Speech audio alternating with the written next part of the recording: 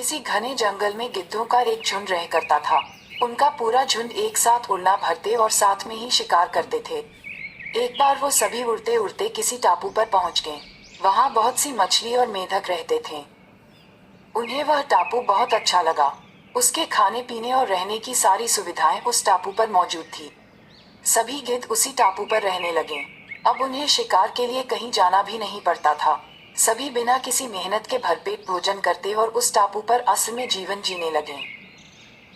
उसी झुंड में एक बूढ़ा गिद्ध भी रहता था। वह बूढ़ा गिद्ध ये सब देखकर बहुत परेशान रहता था। उसे अपने साथियों की आलस भरी दशा देखकर चिंता होने लगी। वो सभी गिद्धों को कई बार चेतावनी भी देता कि मित्रों, हमें फिर से शिकार के लिए उड़ान भरनी चाहिए, ताकि हम अपना शिकार करने की कला को और भी मजबूत बनाए रख सकें। अगर ऐसे ही आलस करें तो एक दिन हम शिकार करना तक भूल जाएंगे। इसलिए हमें जल्द ही अपने पुराने जंगल में वापस जाना चाहिए। उस बूढ़े गिद्ध की सलाह सुनकर सभी गिद्ध हंसने लगे। वह उसका मजाक बनाने लगे। उन्होंने कहा कि बूढ़ा होने की वजह से इनका दिमाग खराब हो गया है, इसलिए ये हमें आरामदायक जीवन छोड़कर जाने की सलाह दे रहे हैं। ये कहकर गिद्धों के झुंड से उस टापू से जाने से मना कर दिया। इसके बाद वह बूढ़ा गिद्ध अकेले ही वापस जंगल में लौट गया। कुछ दिनों के बाद उस बूढ़े गिद्ध ने सोचा कि बहुत समय हो गया, चलो उस टापू पर जाता हूँ और वहां पर अपने सगे लोगों और दोस्तों से मिलकर आता हूँ।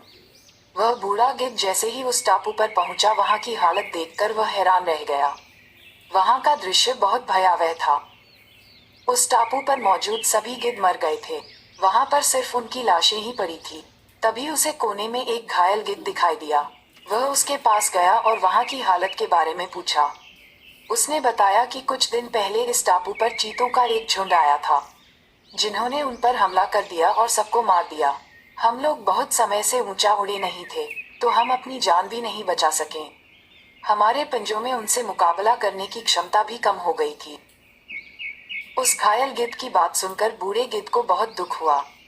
उसके मरने के बाद बूढ़ा गिद्ध वापस से अपने जंगल में वापस चला गया। कहानी से सीख: हमें हर हाल में अपनी शक्ति और अधिकारों की रक्षा करनी चाहिए। अगर आलस की वजह से अपना कर्तव्य करना छोड़ देंगे तो भविष्य में ये हमारे लिए घातक हो सकता है।